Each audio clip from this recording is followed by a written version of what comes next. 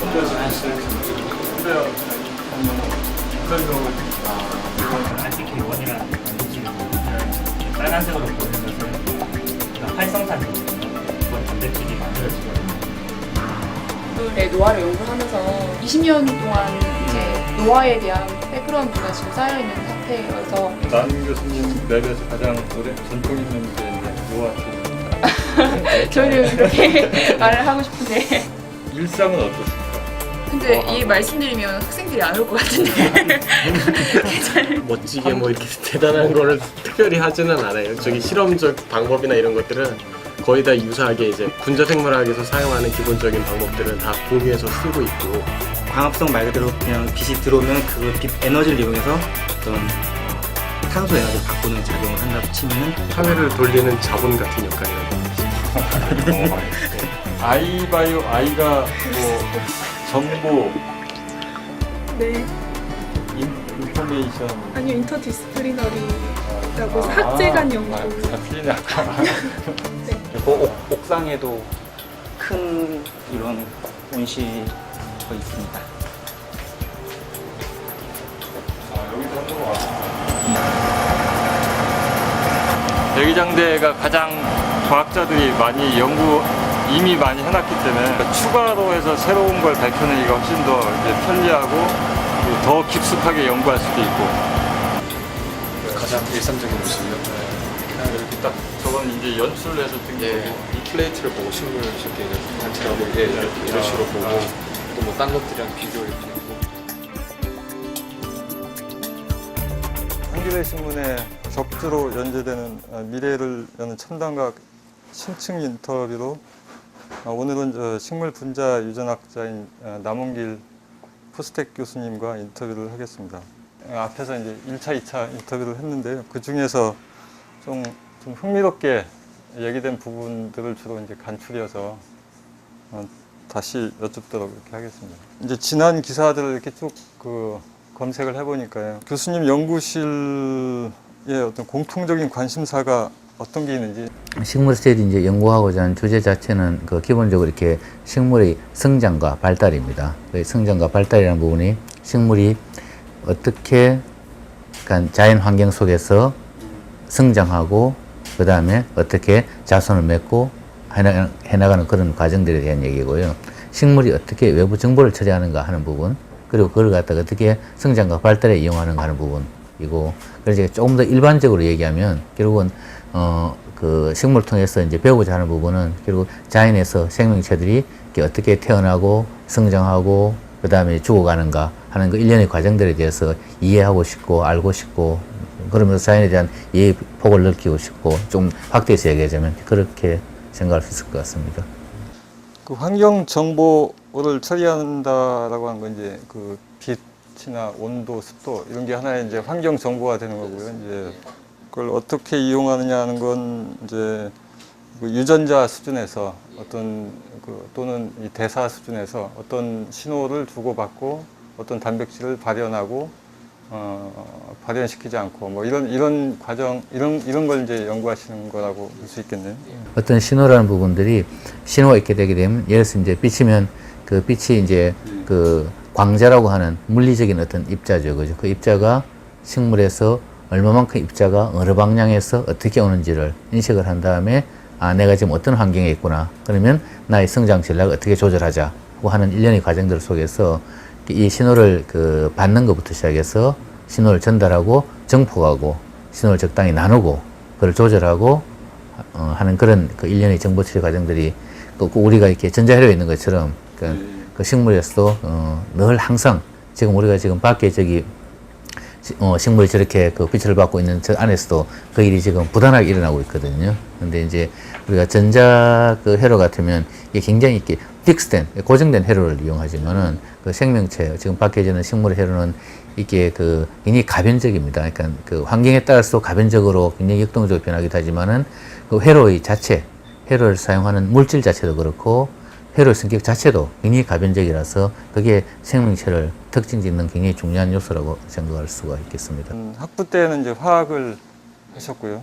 대학원 진학하면서 생화학을 또 하시고 이제 그때 하셨던 게 효모라고 하는 생물체 대상으로 이제 주로 연구하셨는데 그러다가 이제 80년대 중반에 포스닥 그러니까 박사후 연구원 생활을 시작하면서 식물에 어떤 매력이 있어서 이렇게 그 이쪽 방향으로 잡았는지 또 20여 년 해오면서 그 대체로 그런 처음 매력이 이렇게 지금도 만족스럽게 여기시면 이제 보통 이제 포스닥을 그러니까 학위를 마치고 포스닥 트레이닝 과정이 자기 이제 평생에 어떤 일을 할까 하는 것을 결정하게 되는 순간이 되게 되는데요. 그때 이제 두 가지를 두고 고심을 했습니다. 이제 그 중에 하나가 이제 신경생물학, 다른 하나가 이제 식물생물학 이렇게 두 가지 가지고 고심을 했었는데 그 중에서 이제 궁극적으로 식물을 택하게 됐던 이유는 우선 하나는 그때까지 식물에서 어떤 유전자, 분자 생물이라는 부분이 거의 알려지지 않은 상태가 되어서, 그러니까 거기 이렇게 굉장히 그러니까 알려지지 않은 많은 미지의 세계가 있는 것 같았었고, 이제 그런 부분에서 내가 좀 더 큰 공헌을 할 수 있지 않을까, 이제 그런 생각을 했었고요. 두 번째는 아마 그 환경 탓인 것 같아요. 이렇게 쭉 늘 자라오면서 이렇게 주변에서 자연에서 그러니까 많은 그 식물들을 보고 관심 가지고 하면서 가졌던 호기심들, 그래서 식물들이 어떻게 뭐 빛에 반응할까, 여름에 어떻게 자라갈까, 왜 어릴 적에 예, 그러니까 어릴 적에도 뭐 이렇게 뭐 시골이었으니까 집들이 주변에서 꽃들이 왜 뭐 항상 어떤 특정한 시기에 꽃이 필까 등등 그에 대한 호기심이 많았던 것 같고 이제 그런 부분들이 아마 이제 그쪽으로 가게 된 한 원인이었던 것 같고 세 번째는 아무래도 이제 뭐 시골에 있다 보니까 이게 농업이라는 부분에서 늘 보게 됐었고 아마 이런 식물 연구를 통해서 그런 뭐 농업이라는 부분에 조금이라도 공헌할 수 있으면 뭐 하는 그런 생각이 그 당시에 이제 있어서 택하게 되었고요. 그러면서 이제 쭉 한 제가 이제 시작한 게 86년부터 시작했으니까 지금 20대부터 포스닥을 86년에 시작했으니까 지금 이제 24년여가 됐네요. 지나고 나서 뭐 굉장히 이렇게 많은 걸 배웠다고 생각하고 있고요. 그러니까 그때 이제 내가 상상하던 이상으로 식물 속에 이렇게 정말 재미있고 중요한 많은 생명 현상이 있다는 걸 알게 되었고 이제 그런 게 있구나 하는 걸 이제 조금 알게 된다는 느낌이 듭니다. 그리고 그 안에 예전에 굉장히 또 많은 무궁무진한 새로운 세계가 있는 것 같고 해서 그러면서 이제 또 더 좋았던 점은 이제 제가 이제 자연을 보는 눈이나 자연을 이해하는 눈이라는 측면에서 많이 이렇게 인식의 폭이 넓어진 것 같고 해서 그런 점에서 뭐 굉장히 좋은 스택이었다고 생각합니다. 그 남 교수님 실험실의 그 어떤 원조 그러니까 중심축이 노화 쪽이었고 뭐 식물에서 노화 연구하는 부분은 그 식물실인데 노화를 이렇게 유전학적으로 풀어보자고 한 건 이제 저희들이 처음 시도를 해가지고 세계적으로도 그 식물의 어떤 수명을 컨트롤하는 유전자 그리고 그 유전자들이 어떻게 작용하는가 하는 기작들을 대부분 저희 연구실에서 그 이론들이 나오고 지식들이 다 나왔는데요. 그러니까 뭐 마찬가지입니다. 그런 것도 이제 그 연구하게 되는 동기가 이렇게 1년생 풀 같으면 봄에 생겨났다가 여름에 자라고 가을엔 죽어나가고 뭐 잎 같은 것도 이제 여름에 지금 이렇게 막 성장하고 있다가 가을 되면 단풍이 죽어나가고 이제 그런 과정들이 이제 일반적으로는 그런 것들이 예를 들어서 뭐 미술이나 아니면 뭐 시나 이런 소재가 되지 않습니까? 그죠? 예. 이제 그것도 자연을 이해하는 하나의 방식, 인식하는 하나의 방식이긴 하지만은 그냥 그걸 이렇게 저거 측면에서 과학적인 측면에서 그 부분을 갖다 자연을 어떻게 인식할까 하는 그런 동기 같은 게 컸었고요.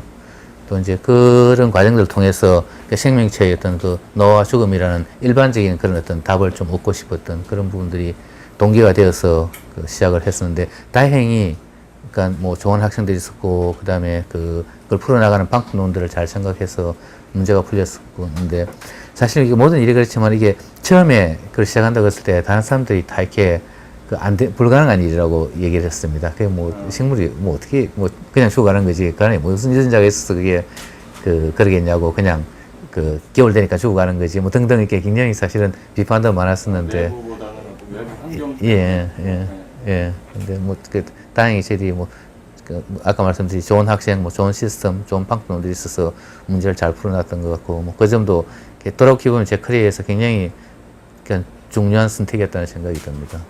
묻고 싶은 질문이 하나 딱 떠올랐는데 어떻게 대답하실지 좀 궁금해서 그런데 아까 이 식물의 이렇게 생로병사 이런 걸 보면서 뭐 미술이나 문학 작품이나 뭐 시나 이런 데선 나름대로 이렇게 그리는 게 있고요. 근데 그 과학으로 보는 눈도 있다 이렇게 말씀하셨는데, 근데 그 과학으로 보면 너무 삭막하지 않을까 이런 생각이 드는데 어떻습니까? 이 과학으로 보는 눈은 그 문화적으로 보는 눈, 뭐 이렇게 예술적으로 보는 눈하고 다르게 좀 너무 이렇게 삭막해질 것 같다는 생각이. 이제 그런 이제 어떻게 뭐 일반 분들은 아마 대부분 그렇게 할 텐데요. 이렇게 그 과학을 하는 재미라는 게, 그러니까 세상을 인식하는 방식과 폭이 넓어지는 거고요. 그래서 제가 이제 예를 들어서 뭐 지금 현재 식물이 잎 안에서 무슨 일이 일어나고 있는지, 혹은 뭐 예를 들어서 뭐 가을이 되면서 단풍이 들 때 무슨 일이 일어나는지 그거를 알면서 그게 삭막한 게 아니라 그 속에서 굉장히 어떤 다른 이렇게 저 자연 환경을 볼 때 굉장히 많은 걸, 훨씬 더 많은 걸 느낍니다. 그러니까 제가 그거를 알기 이전에 랑 알고 난 후에를 보게 되게 되면 저 안에서 일어나는 생명상을 굉장히 많이 느끼고 더 많은 애정이 가고요. 그러니까 그게 굉장히 신기한 게 느껴지고 그 자연에 알면서 더 신비해지는 것 같고, 그래서 그게 다른 거라고 생각하지 않습니다. 그러니까 그걸 알므로써 생기는 느낌, 있다는 거죠. 그렇죠. 그 폭이 확대, 우리 이제 인식의 폭이 확대되는 거죠. 그러니까 새로운 세상이 보이는 거. 이게 상황이 아니고요. 이게 20년 넘게 분자유전학으로 식물 연구에 오시면서, 그러니까 아까도 그런 말씀 하셨는데, 그 처음 포스닥 시작할 때는 이 미지의 영역이 많았다 이렇게 하셨는데, 그러니까 그만큼 20여 년 동안 이제 식물 분자 생물학에서 굉장히 큰 진전이 있었을 거라고 이제 생각이 되고요. 그러면 이 식물 분자 유전학을 통해서 우리가 얻게 되는 어떤 식물에 대한 새로운 인식, 그런 게 있다면 어떤 게 주요하게 있을까요? 일단 큰 이제 사건이 났던 것 중에 하나가 식물에 있는 전체 유전자를 알게 되었습니다. 다른 동물과 마찬가지로. 근데 그러고 나니까 식물의 유전자의 개수나 사람의 유전자의 개수는 그렇게 크게 차이가 나지 않습니다. 이제 그런 것들이 이렇게 굉장히 놀라운 인식 중에 하나죠. 실제 식물 하면 보통 일반적으로 생각하는 우리가 굉장히 원칙이고 단순하다고 생각할 수 있는데, 그게 아니라 실제 유전자의 개수는 거의 같으라 사람이나 한 2만, 3만. 예, 그 정도 선에서 이제 그러면 그 차이가 뭘까라고 한 부분에서 이제 새로운 인식을 요구를 하게 되는 거고요. 새로 우리가 알아가고 있는 것들이 어떤 각 구성 요소에서 하나의 문제가 아니라 이 구성 요소들을 어떻게 연결해서 어떤 네트워크를 만들어내는가 하는 걸 어떤 상호작용의 특질들이, 그러니까 그 사람과 식물의 차이를 만들어낼 정도로 그렇게 큰 차이를 만든다고 그렇게 이제 생각을. 그래서 이제 보통은 우리가 뭐 이렇게 꽃 꺾고 뭐 그냥 갈 때 툭 치고 이렇게 하는데 식물들에 대해서. 근데 실질적으로 식물들이 생각보다는 굉장히 예민한 특히 환경에 대해서 인식하는 굉장히 정교한 그런 도구들을 가지고 있다는 것도 이제 알려진 새로운 사실들 중에 하나고요. 그러면서 이제 그런 것들 알고 배우게 되게 되면 사실 가면서 이렇게 가다가 이렇게 식물을 써놓고 가다 이 식물은 지금 나한테서 뭘 느끼고 있을까라는 걸 내가 이제 알죠, 그죠? 그런 식으로 굉장히 다르게 보이게 되는 겁니다, 그죠? 응용적으로는 뭐 굉장히 크게 알려지게 된 것들이 실제 어떤 그 식물이 가지고 있는 어떤 특성들을 우리가 어떤 유전자를 조율함으로써 식물의 특성들을 조율해서 우리가 좀 더 이렇게 우리한테 이로운 방향으로 조율하는 것이 실질적으로 가능하다는 걸 알게 된 것도 뭐 굉장히 큰 변화 중에 하나고요. 그 식물이 굉장히 예민하다 뭐 이런 말씀을 하셨는데, 그 예민하다라는 표현은 이제 반응이 이제 빠르고, 그러니까 어떤 미묘한 변화를 알아채고 뭐 이런 뜻이라고 생각했는데, 우리가 그런 걸 연상할 때 생각하는 게 보통 그 식물보다는 동물이잖아요. 그래서 동물이 일단 움직이면서 어떤 반응이 있을 때 빠르게 어떤 자극이 있을 때 빠르게 반응하고 막, 그래서 우리의 어떤 동물 중심적인 생명관 뭐 이런 거 어떤 걸 얘기하시는 건가요? 결국 이제 그 세상을 보고 인식하는 것은 이렇게 그러니까 두뇌 활동이니까, 그러니까 우리가 우리 자신을 보게 됨으로써 우리 자신의 눈으로 세상을 다 보려고 하게 되는 거죠. 근데 이제 식물에 일어나는 현상이 우리가 보는 눈을 위하게 있는 게 아니고 그 나름대로 어떤 활동이 진행되고 있는데, 그걸 인식하는 건 우리가 인식하다 보니까 우리 중심적으로 자꾸 보게 되는 그런 상황인 것 같고요. 그래서 일단 식물이 예민하다고 하는 것은 이제 동물은 어떤 적이 공격해 오거나 어떤 환경에 오게 될 때 움직여서 행동을 통해서 해결할 수가 있습니다. 근데 식물은 그 자리에 앉아서 그걸 다 해결해야 됩니다. 그러다 보니까 외부 환경 변화를 굉장히 민감하게 인식해서 대처하지 않게 되면 오히려 생존에 더 문제가 생기게 되는 거죠. 그래서 그런 측면에서 아마 동물과는 다른 많은 신호들을 인식하기도 할 거고요. 어떤 경우에는 훨씬 더 이렇게 민감하게 예민하게 반응도 해야 될 거고요. 뭐 대표적인 게 그 빛일 겁니다. 우리는 빛을 인식하는 그 양이나 수준이나 그런 부분들이 동물은 훨씬 더 제한되어 있죠. 근데 빛은 식물한테 굉장히 결정적인 요소죠. 그죠? 식물이 빛에 대해서 훨씬 더 민감하게 반응하고 많은 그 극적인 반응들을 보이게 되는 거죠. 동물이 어떤 민감하게 반응하는 영역이 있고 식물이 민감하게 반응하는 영역이 있다고 그렇게는 얘기할 수 있는데 그냥 동물이 더 민감하다 이렇게는 얘기할 수 없다는 거죠. 그러니까 동물이 어떻고 식물이 어떻고 이렇게 각각의 어떤 진화에서 얻은 생존 전략이 각각 있는 것이지. 그러니까 동물이 더 예를 들어 이제 동물이 더 고등하다 그렇게 인식하는 것도 이제 그러니까 일반적인 통념으로 뭐 동물이 고등하다, 식물이 고등하다 이렇게 예를 들어 유전자 개수가 뭐 비슷하지 않습니까, 그죠? 고등하다는 걸 유전자 개수를 한다 그러면 별 차이가 없는 거고 그러면 그 안에서 일어나는 어떤 상호작용의 복잡성 뭐 그렇게 했을 경우에 복잡성을 대해서 식물과 동물에서 우리가 복잡성을 다 이해하지 못하고 있는 상황이고요. 식물은 굉장히 단순할 것 같은 느낌이 들고요. 그러니까 이 어떤 그 고착 생활을 이제 그러니까 움직이지 않기 때문에 고착 생활이 아니고 이제 움직이지 않기 때문에 더 그 복잡하지 않을 것 같은데 어떻습니까? 이 동물하고 비교해서 그것도 이제 편견이겠죠. 네. 복잡성 전체가 이렇게 뭐 정확하게 파악이 안 됐으니까 아니지만은 뭐 아마 그렇게 뭐 많이 차이가 날 것 같은 생각이 들지는 않습니다. 그 식물에 관해서 얘기하다 보니까 이제 그 영화 이제 아바타가 좀 이제 생각이 나는데 아바타에 보면 약간 좀 그 거대한 나무 위에 이제 사람들이 이제 살기도 하는데 그 나무라고 하는 게 하나 개체가 아니고 굉장히 여러 개 분집체들이 하나의 총화를 이루어가지고 그 서로 네트워크를 이루고 뭐 이렇게 신호를 주고 받으면서 이제 반응하는 뭐 이런 게 그게 꼭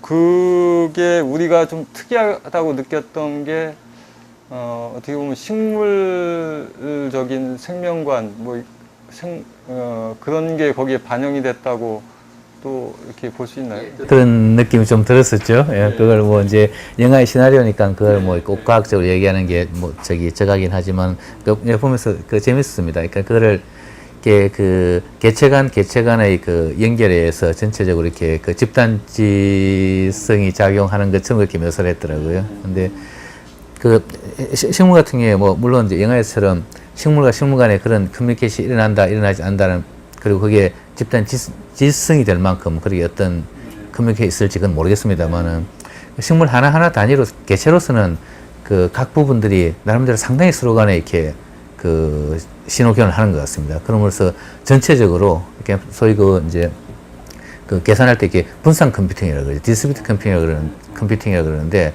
식물 전체는 그런 컴퓨팅을 하는 것 같습니다. 그렇게 해서 식물체 하나 내에서요? 예, 식물체 전체로서 각각이 그 계산을 따로 하지만 그러나 전체적으로는 전체 자기전의 성장과 이렇게 번식 전략에서는 서로 이렇게 연결해 나가면서 해나가는 뿌리와 뭐 줄기, 예, 뭐 그 이런 꽃, 것들이 예, 각자 놀면서 로 여전히 연결되어서 여전히 하나이면서 또 각자 예.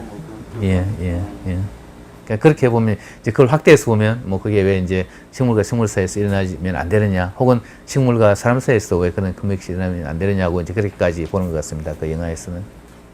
식물에 대한 새로운 인식 말씀하시면서 이제 그 유전자 개수에서는 그렇게 큰 차이가 없는데도 식물이라고 하는 어떤 생물체, 뭐 동물이라고 하는 생물체 이렇게 그 크게 두드러지게 차이가 나타나는 거는 어떤 유전자 또는 이제 그 구성 요소의 어떤 그 하나하나가 아니고 이제 상호작용 네트워크의 차이일 것 같다 이렇게 말씀하셨는데 유전자 작동 방식 또는 원리에서 동물과 식물의 어떤 근본적인 차이는 어디에서 이렇게 생긴다고 보세요? 물론 이제 하나로 딱 집어서 말씀하시기는 어렵겠지만 뭐 20여 년 연구해 오시면서 예, 생각이 드시나요? 그게 아마 아시겠지만 그 생물이라는 게, 제가 현재까지 생각하는 생물이라는 게 그 존재할 수 있는 방식이 이렇게 그 생존과 번식 두 개를 가지고 이제 소위 적응성, 피트니스를 얘기하게 되게 되는데요. 그 두 개에서 이제 일단 생존, 성장에서의 차를 생각해 보게 되게 되면 식물은 고착 생활을 하면서 광합성을 하게 되고요. 동물들은 뭐 이동을 할 수 있으면서 이렇게 다른 생물로부터 먹이를 취하게 게 되게 됩니다. 그죠?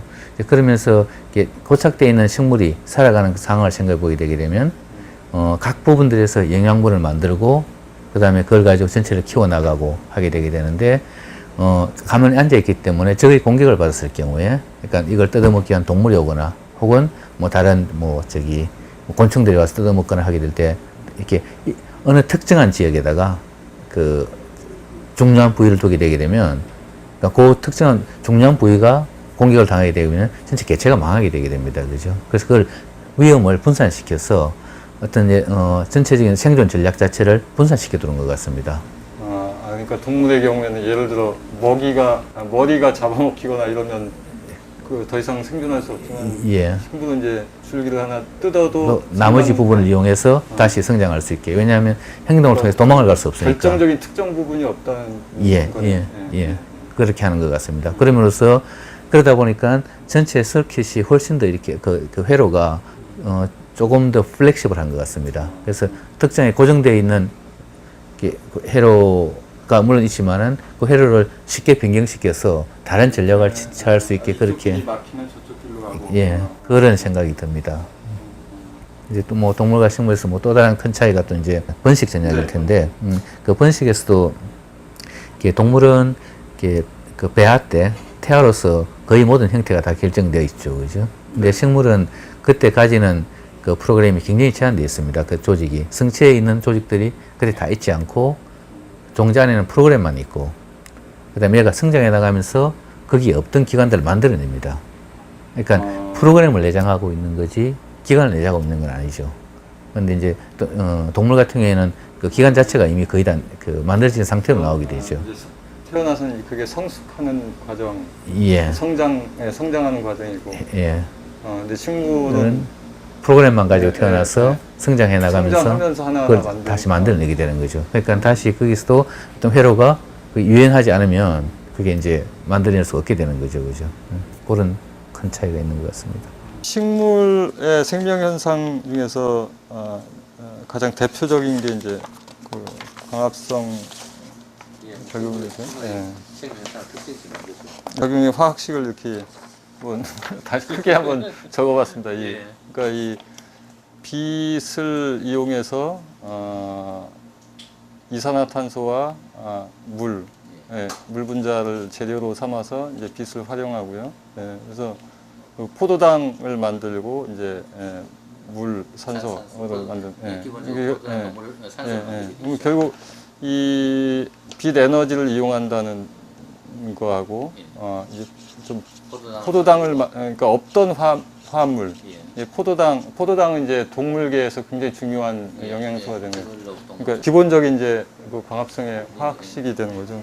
그러니까 조금 이게 보충 설명을 드리면요. 그러니까 이게 기본적으로 지구 생태상에서 일어나는 모든 일입니다. 그러니까 그 이산화탄소를 빛 에너지 이용해서 포도당과 산소를 만들고, 동물은 이걸 먹고 그다음에 산소를 호흡해가지고 태워서 다시 에너지를 활용하면서 다시 이산화탄소를 내게 되고요. 이게 식물이고 방향이고 생명 과정, 그리고 동물의 생명 가지고, 그래서 지구 전체 생태계가 그렇게 돌아가고 유지가 되게 되는 겁니다. 그러니까 에너지 그 흐름상으로 생각하면 기본적으로 그겁니다. 그러니까 지구상의 활동은. 광합성을 하지 않는 식물도 있습니까? 광합성 능력을 잃어버린 식물들이 있죠. 기생하거나 이렇게 하면서. 그러니까 거의 모든 식물이 이제 광합성을 하고 있고요. 또 해양 미생물에서도 이제 광합성이 일어나지 않습니까? 예, 그러면 이제 지구를 하나 이렇게 봤을 때 굉장히 초록별이고 그 엄청난 이제 광합성들이 지구에서 이루어지지 않습니까? 그러면 이 동물이나 뭐 동물보다 또 이렇게 비교가 되는지 모르겠는데 미생물보다 이 식물의 어떤 광합성이라고 하는 게 더 이렇게 보편적인, 그러니까 제 말씀은 이제 동물의 생명 현상보다 이 식물의 생명 현상이 그냥 이렇게 지구 차원에서 보면 더 보편적인 게 아닌가. 우리는 보통 동물이 더 보편적이고 식물은 좀 이렇게 대상화하고 있지만 식물이 우리를 본다면 그렇게 생각하겠죠. 그러니까 자기들이 이렇게 다 이렇게 만들어둔 거 이게 와서 뜯어먹는 이제 그런 생물들로 생각을 할 수 있을 것 같고, 이렇게 보편적이라보다는 기본적으로 식물이 1차 생산자니까 식물에 근거를 해서 그 다음 생명들이 유지가 되고 동물들이 유지가 되는 거니까 이렇게 그 보편적이라보다는 이렇게 근본적이다, 뭐 기반이다 이렇게 얘기하는 게 더 맞을 수도 있겠네요. 대부분 식물의 그 육상 쪽은 대부분 이렇게 식물로 커버가 되어 있고, 그게 대부분의 어떤 생산 활동을 하고, 거기에 동물들이 끼어들어서 이제 뜯어먹기도 하고, 그 다음에 지네들끼리 뭐 먹고 먹히기도 하면서 식물이 만든 그 에너지와 그 어떤 그 성분들을 그냥 전달해 나가는 그런 생물들. 아까 본 그 포도당이라고 하는 게 식물이 없으면 있을 수 없는 거죠. 우리가 그 주요한 이제 영양분으로 이제 섭취하는 포도당이라고 하는 게 그냥 자연에서 저절로 만들어지는 건 없고, 식물들이 빛 에너지를 이용해서 이산화탄소하고 그 물 분자를 재료로 삼아서 이제 만드는 그런. 뭐 조금 이렇게 시적인 표현을 하면 그 빛과 공기를 버무려서 이렇게 만들어낸 포도당이 되겠죠. 아, 너무 심했나? 이렇게 창밖을 보니까 산과 들의 온통 녹색이고, 저기서 저 광합성이 무수하게 많은 광합성들이, 근데 그 광합성이라고 하는 게 다 개별적이기도 하겠지만은 기본적인 저 화학식은 유지가 되면서, 그러니까 그 광합성이라고 하는 또 생명의 모듈 자체가 저기 쫙 그 작동을 하고 있는 것 같은 어떤 이제 조용하면서도 역동적인 그런 생명 현상이 생각이 들고, 그래서 갑자기 가슴이 두근두근해지기도 하고, 또 이 기계 보이기도 하고요.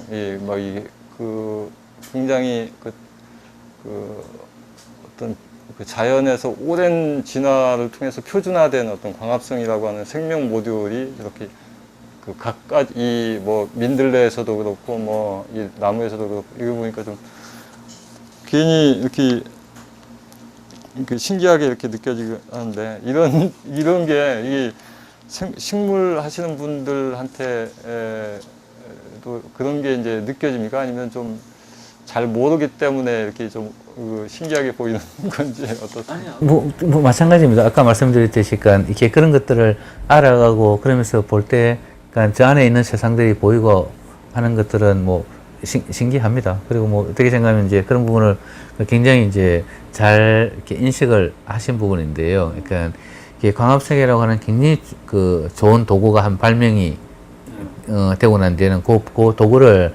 이렇게 활용해가지고 많은 이렇게 생명체들이 이렇게 번창을 한 것 같습니다. 그래서 굉장히 잘 보신 것 같아요. 그 중요한 어떤 모듈, 그러니까 그 중요한 발명은 그게 전체적으로 잘 퍼져나가는 것 같습니다. 생명계에서. 그 동물이 왜 그 광합성 모듈을 몸에 내장하지 않았을까요?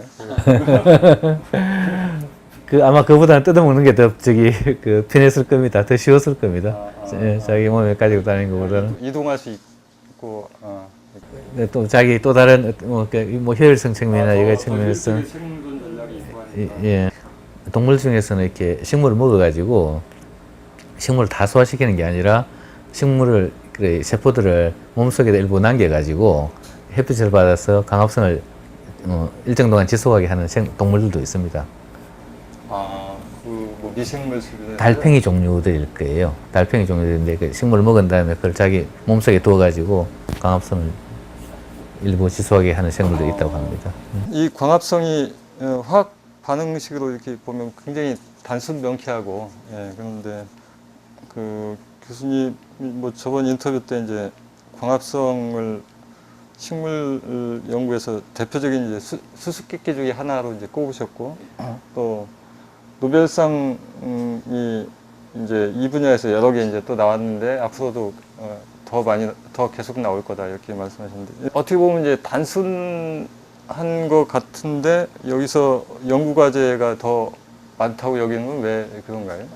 그러니까 실질적으로 이렇게 우리가 알고 있는 부분은 굉장히 비상적인 부분만 아직 알고 있는 것 같습니다. 그러니까 실제 이 광합성 구조가 빛을 흡수하는 효율이 굉장히 높은데요. 그 안에 들어있는 어떤 양자역학적인 원리라든지, 그 다음에 거기서 이렇게 실제 전자들이 전달되는 어떤 과정들에 있어서 이게 이제 이 구조들이 일반 우리가 얘기하는 반도체 소자하고는 다른 게, 반도체 소자들은 딱딱하게 고정되어 있는 물질들이지만은 생물체에 있는 물질들은 움직이는 가변성이 있는 물질들입니다. 그러면서 그 가변성과 그 다음에 어떤 물리적인 전기화학적인 특성이 합쳐지면서 전체 시스템이 돌아가고 있는 부분인데, 그런 부분에 대해서 저희들이 이해를 거의 못하고 있습니다. 그 공장 자체로서는 정말 이렇게 빛과 이산화탄소를 가지고 새로운 물질을 만들어내는 가장 중요한 공장이기 때문에 그런 부분들에 대해서 이렇게 가치를 학술적으로도 혹은 사회적으로도 굉장히 중요한 가치가 있다고 그렇게. 빛 에너지를 활용하는 굉장히 뛰어난 자연의 이 기작을 인간이 어떤 물질이나 이런 걸 뭐 이렇게 어떤 장치로 모방할 수는 없습니까? 모방하려는 노력을 많이 하고 있고요. 앞으로도 계속 노력이 될 거고, 아마 궁극적으로는 그렇게 상상을 해봅니다. 그러니까 그런 걸 모방해서 굉장히 에너지 효율이 높은 그런 어떤 반도체가 있고, 그거와 연계되면서 그 반도체가 실제 공기 중에 이산화탄소를 포도당으로 만들어내게 되는 그런 어떤 그런 인공적인 시스템을 만들 수 있는 게 그렇게 멀어 보이지는 않습니다. 근데 이제 그걸 하려면 물론 그 안에 있는 원리를 좀 더 잘 이해해야겠지만, 광합성을 하는 반도체도 가능할 거라고 생각합니다. 공학자들과 같이 한번 해보고 싶은 일이기도 하고요. 광합성이 일어나는 데는 굉장히 많은 유전자 단백질들이 관여하겠죠. 이게 굉장히 복잡합니까? 예, 그거를 만드는 체제 자체는 단백질은 100여 개 미만인 것 같습니다. 그 시스템을 만드는 것은. 근데 그 단백질들을 가지고 여러 가지 변형들을 하죠. 식물 분야에서 이제 큰 물음으로 이제 말씀해 주신 게 식물체의 기계적인 부분들과 유전학적인 부분들의 연계 문제, 이게 큰 이슈가 될 것이다 이렇게 말씀하셨는데, 그러니까 예를 들어서 봉숭아가 씨앗을 터뜨리는 식물의 기계적인 어떤 외적인 거동이 있고요. 예. 그걸 그냥 밖에서 관찰하는 게 아니고 식물체 내부에서 이제 분자 유전학적으로 어떤 프로그램, 어떤 네트워크에 의해서 이제 그게 외적 거동으로 이제 발현되느냐, 이걸 밝히는 게 이슈라고 하셨는데, 예. 현재까지 식물을 이해하는 많은 연구는 식물에서 일어나는 반응을 화학적인 반응에 대해서는 굉장히 많은 이해가 일어났습니다. 그래서 그게 이제 광합성, 아까 했던 어떤 단백질 합성 이렇게 됐었는데, 그러나 실질적으로 식물체가 자연 환경에 살아갈 때 그 안에서 일어나는 화학 반응뿐만 아니라 환경에서 일어나는 여러 가지 바람, 그 다음에 비 등등 이런 기계적인 환경도 견뎌내면서 살아가야 되고요. 또한 자기의 여러 가지 번식이나 다른 여러 가지 전략에서 기계적인 힘들을 이용합니다. 물리적인. 근데 그 부분에 대한 연구가 거의 인식이 지금 잘 안 되고 있고요. 기계적으로 일어나는 대표적인 현상들이 아까 말씀하신 게 봉숭아 이제 씨가 터지면서 얼마만큼의 거리로 이걸 날려보낼까에 따라서 자기들끼리 자식들이 얼마나 잘 퍼져 살 수 있느냐를 결정하게 되게 되고, 혹은 얼마만큼 자가 수분이 일어날 거냐 하는 부분들도 이제 멀리 퍼질수록 자가 수분이 덜 일어나고 자식 사이 경쟁이 적게 일어나게 되겠죠. 그죠? 그리고 그런 부분을 잘 해야 이제 성공을 하게 되는 거고. 뭐, 그 다음에 이제 생각할 수 있는 것도 예를 들어서 이제 그 파리잡이 같은 경우, 그죠? 이렇게 어떤 그 파리가 앉을 때, 곤충이 앉을 때 어떤 특정한 부위를 점령하는 만큼 그 인식을 하게 되게 되면 그 다음에 이게 어떤 기계적인 어떤 그런 그 특정한 기계적인 모습을 가지고 움직이면서 이게 잡게 되게 됩니다. 그런 부분들. 뭐, 그 다음에 뭐 예를 들어서 뭐 밖에를 보면 되겠습니다만 지금 현재 저 나무들의 가지의 각도, 가지의 색이 뭐 거기 있는 재질들 그 자체가 저 바람들을 견디고 혹은 나중에 저기서 달리는 잎이나 열매의 무게를 견딜 수 있게 지금 디자인이 된 겁니다. 그죠? 그래서 그런 어떤 기계적인 부분들이 실질적으로 이렇게 유전자에 의해서 결정이 되고 있는 부분들이고 그런 부분들을 이해를 하게 되면 좀 더 많은 것을 알 수 있지 않을까. 그리고 좀 더 잘 활용할 수 있지 않을까. 그렇게 생각이 듭니다. 봉숭아 씨가 이렇게 터지는 현상이나 뭐 파리잡이의 현상, 뭐 이 나뭇잎이 바람에 흔들리는 현상은 다 이제 관찰이 됐던 거고요. 이제 외적인 거동으로 이제 관찰할 수 있고 관찰했던 거고 이제 근데 그게 왜 가능한 것인가? 이 내적인 그 어떤 메커니즘에 의해서 그게 가능한 것이냐? 뭐 이걸 이제 밝히시는. 그 외적인 부분도 굉장히 이제 비상적으로만 알려져 있고요. 그래서 이제 그 파리 지옥이라 그러나요? 뭐라고 이름도 갑자기 기억이 안 나네. 예. 그게 이게 그 덮일 때요. 그 덮일 때 일어나는 그 기계적인 그 어떤 그 부분들이 굉장히 특이한 그 기계적인 행동을 합니다. 그래서 그게 이제 굉장히 좋은 논문을 발표되겠는데 그런 식으로 그냥 단순히 덮는다는 사실 외에 이게 덮이는 과정에서 일어나는 어떤 특별한 어떤 기계적인 운동 자체도 굉장히 적게 알려져 있고요. 그리고 물론 이제 그거를 그렇게 이제 기계적으로 그렇게 운동이 일어나게 하는 어떤 유전적인 프로그램도 거의 알려지지 않고 그런 부분들에 대한 얘기입니다. 식물 각 기관들, 꽃잎 뭐 이런 각 기관들의 코디네이션, 그러니까 협력적 조화, 뭐 이런 게 이제 어떻게 이루어지는가, 뭐 이런. 그러니까 아까 처음에도 말씀하셨는데 그 분산 컴퓨팅 말씀하셨죠. 그러니까 그 꽃이나 잎이나 뭐 이런 게 그 어떤 하나의 중앙 집중이 있는 게 중앙 집중의 신호 처리가 있는 게 아니고 이제 이렇게 각자 그 분산돼 있으면서도 또 하나의 전체로서 이제 기능하고 이제 그걸 이제 코디네이션이라고 말씀하시는 것 같은데 뭐 이런 분야에서 뭐 최근에 뭐 어떤 연구들이 이렇게 이루어지고 있는지 또 이 분야에서 교수님이 특히 뭐 관심을 갖는 분야는 어떤 건지 좀.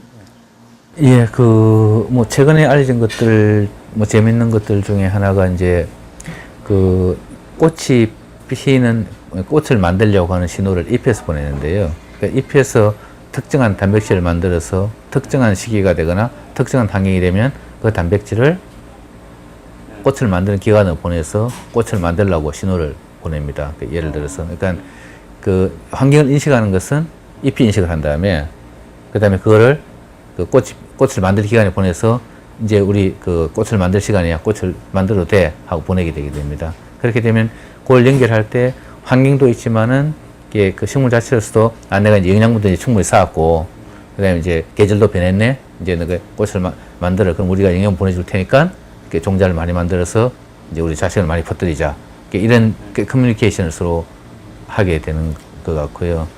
지금은 제가 당장 이제 그 관심을 가지고 있는 부분은 그 식물에서 각 기관에 있는 생체 시계들이 각각 서로한테 어떻게 얘기를 하는지 따로 가는 건지 이제 그런 부분들을 지금 현재 그 수학과 교수님하고 같이 그걸 모델링을 하고 있습니다.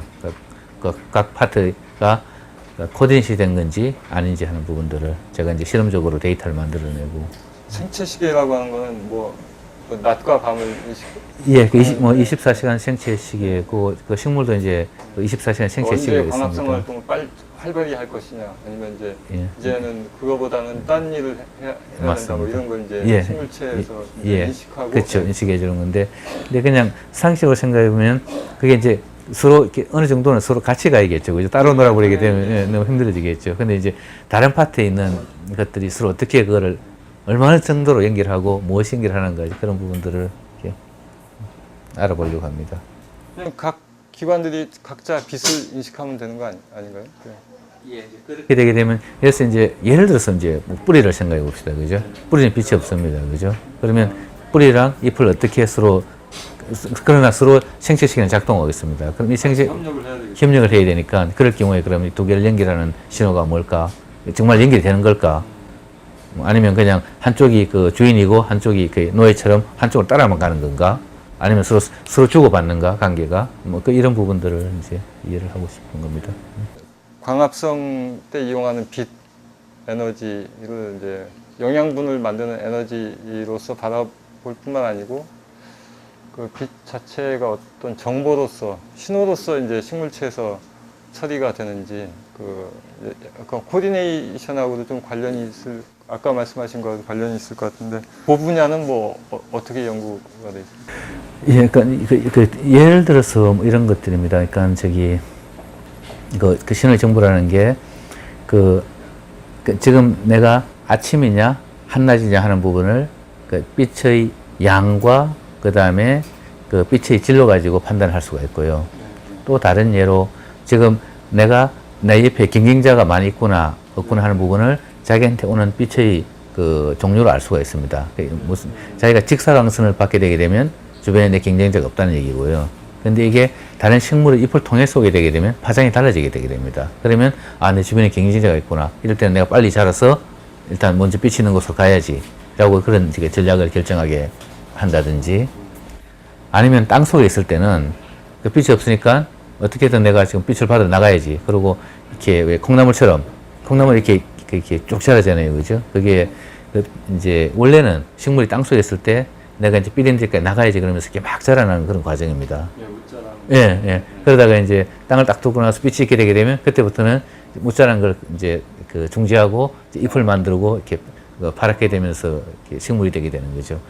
그런 식으로 이렇게 환경 정보를 빛을 이용해서 자기 환경 정보를 이렇게 이용하게 되는 빛이라는 것이 굉장히 중요하고 그다음에 굉장히 좋은 정보로 작용이 되는 겁니다.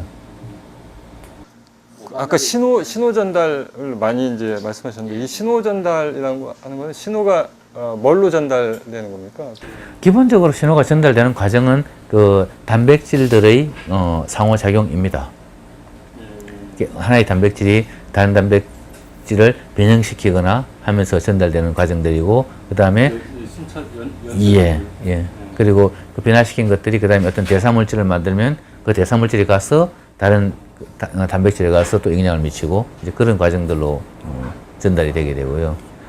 중간중간에 물론 다른 뭐 화합물질이나 뭐 RNA나 그런 것들이 형성되기도 하지만은 근본적으로는 뭐 단백질 사이의 상호작용이라고 생각하면 될 것 같습니다.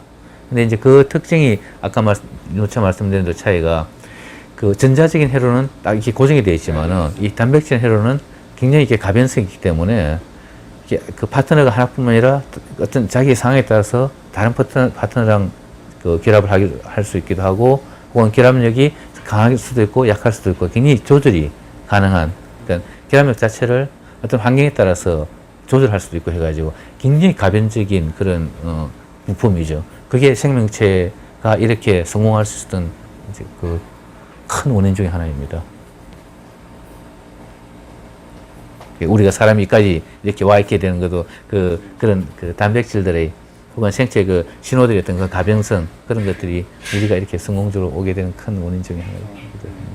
이 가변성, 아까 유연성 이렇게 많이 말씀하셨는데 그걸 충분히 이해하는 게 중요할 것 같은데, 그러니까 저는 충분히 이해할 수 있을지 모르겠는데 이제 그 현장에서 연구하시는 분이 느끼는 그 말 뜻은 훨씬 더 이제 다르겠죠. 이제 제가 이해하는 건 잘 전달이 안 되죠.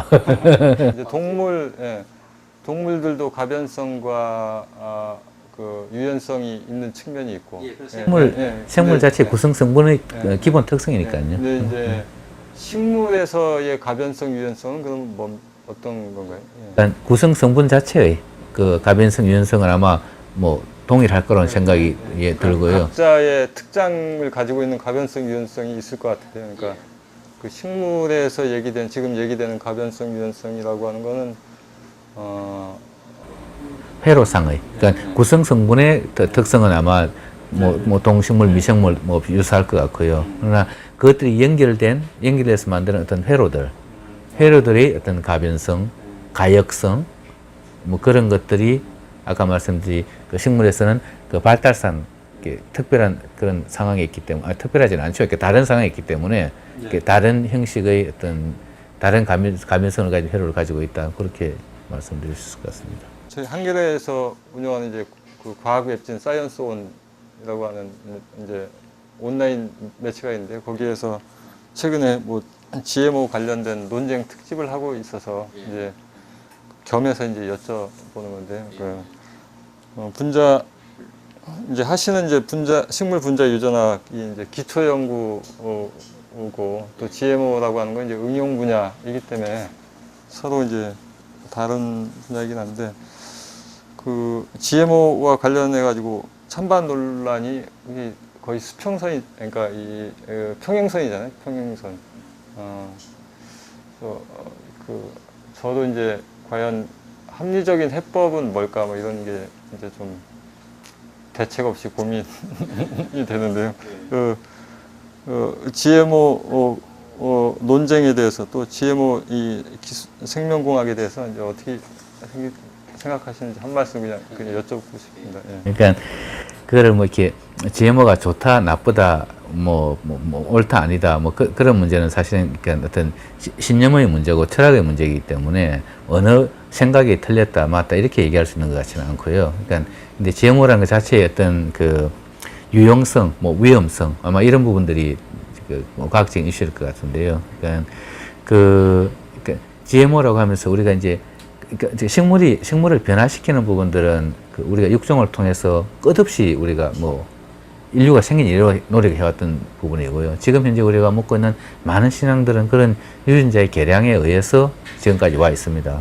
근데 이제 GMO는 그를 보다 더 가속화하게 되는 그런 상황이 되게 되고, 또 기존의 육종이 이제 종 안에서 유전자의 전이었다 그러면 이제 현재 그 GMO들은 이제 종 간에서 유전자가 왔다 갔다 할 수 있다는 측면에서 이게 아직은 우리가 이렇게 경험하지 못한 새로운 일들이죠. 새로 경험하지 못한 일들이다 보니까 거기에 대해서 이 조심스러운 그리고 잘 이렇게 그 뭐랄까 그 역량이나 그런 부분들 조심스럽게 봐가면서 접근을 해야 되는 그런 부분들이 있는 것 같고요. 그래서 기본적으로 어떤 생명체 유전자가 변화되어서 보다 더 유용한 목적으로 사용한다는 것 자체는 어차피 테크놀로지가 있고 그 테크놀로지를 이용해서 진행되는 것은 진행될 거라고 생각합니다. 그리고 그 테크놀로지 자체가 뭐 나쁘다 좋다 그런 건 아닌 것 같고요. 근데 그것이 오는 어떤 그 결과에 대해서나 그런 부분에 대해서는 굉장히 조심스럽게 이렇게 잘 점검을 하면서 가야 된다고 그렇게 생각이 들고, 그건 아마 모든 기술이 다 마찬가지일 거라고 생각합니다. 뭐 자동차도 마찬가지고, 자동차가 얼마나 많은 뭐 인명 피해를 줍니까? 뭐 그럼에도 불구하고 여전히 많은 조절들을 해나가면서 가고 있고, 뭐 어떻게 생각하면 핵도 마찬가지고 그럴 텐데, 생명공학이라는 부분이 새로 도입되면서 그런 부분에 대해서 좀 더 조심스럽게 많은 부분들을 사회랑 얘기를 해나가면서 진행돼야 될 거라고 그렇게 생각은 듭니다. 많은 말씀을 해주셨는데 식물 연구 분야에서 주요하게 도전 과제가 되고 있는 이제 어떤 큰 물음들이 있다면 어떤 게? 기본적으로 묻는 가장 큰 질문들은 근본적인 질문은 어떻게 식물이 그러니까 태어나서 성장해서 이렇게 뭐 자라가는가 하는 그런 부분들일 텐데, 근데 그 속에 숨어 있는 원리가 뭐냐 이렇게 하는 부분인데, 그 원리라는 부분들을 이렇게 그 기존의 방식과는 좀 더 다른 방식으로 다른 인식을 가지고 풀어보자고 하는 것들입니다. 그걸 하기 위해서 이제 연구소에서 새로 지금 많이 챌린지하고 있는 부분들이, 그러니까 기존의 분자 유전학적인 방법을 넘어서서 그러니까 새로운 시각과 새로운 이론과 새로운 툴로서 보자고 하는 것들이고요. 이제 그걸 위해서 이제 뭐 컴퓨테이션, 뭐 그다음에 그 이미징, 뭐 그다음에 이제 뭐 미케닉스 이런 부분들을 동원해서 이제 풀어보려고 하고 있는 것들입니다. 그것들 하게 되는 이제 탑픽들 자체로서는 아까 말씀드렸듯이 이제 식물에 있는 각각의 어떤 컴포넌트들이 어떻게 서로 상호작용을 해서 어떤 생명 현상을 만들어내는가, 그리고 그 가변성은 어디서 오는가 하는 게 이제 원리적인 측면에서 얘기고요. 그 다음에 중간에 이미 말씀드렸습니다만은 여전히 광합성이라는 부분도 기존의 방식이 아니라 다른 방식으로 그걸 정말 이렇게 양자역학적인 측면에서 혹은 구성성분의 가변성이라는 측면에서 그 원리를 다시 한번 재조명해보자는 부분들. 분자 생물학 분야에서 이제 어느 정도 이제 설명 가능한 설명 체계가 이제 이루어지게 됐고, 그 이제는 각각 쪼개졌던 걸 좀 더 조립을 해서 좀 더 다른 그림을 한번 이렇게 그려 보려고 하는, 그러니까 좀 다른 단계의, 그러니까 그 같은 대상을 연구하지만 이제 다른 방식으로 여기에 이제 좀 이렇게 방점이 있는 것 같은 생각이. 그러니까, 예, 맞습니다. 이렇게 이제 그 하드웨어, 이제 구성 성분은 이렇게 어느 정도는 좀 뭐 다는 아니지만 어느 정도 안 한 것 같은데, 그럼 이 구성 성분들이 어떤 원리에 의해서 이렇게 생명 현상을 이렇게 만들어 나가는가 하는 그 원리를 알 수 있는, 그러니까 그 식물도 그렇지만 생명과학도 지금은 완전히 새로운 단계로 넘어가고 있습니다. 그러니까 그 단계에서 마찬가지 식물을 이해하는 방식도 지금과는 다른 방식으로 이해를 해보려고 그렇게 생각하고 있습니다. 그러니까 그림은 모르겠지만, 그러니까 좀 식물성 사고 방식 그게 어떤 건지 한번 좀 또 생각을 해봐야 될 것 같은 생각이 들었고요. 예. 우리가 생각하는 사고 방식이 또 그 동물이기 때문에 이렇게 어떤 치우쳐져서 어떤 자연이나 생명 현상을 보는 건 없는가, 뭐 이런 것도 이제 말씀 나누면서 한번 다시 생각하게 되는 그런 계기. 예. 그러면 제가 설명을 잘한 것 같습니다. 오랜 시간 인터뷰 취재 응해 주셔서 고맙습니다. 네, 고맙습니다. 감사합니다.